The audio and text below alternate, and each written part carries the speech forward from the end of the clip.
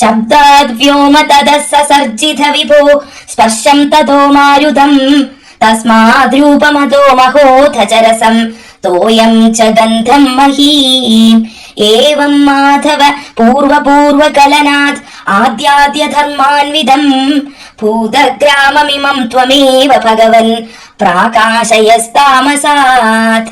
பிறகு சப்த தன் மாத்திரையிலிருந்து ஆகாசத்தை சிருஷ்டித்தீர்கள்.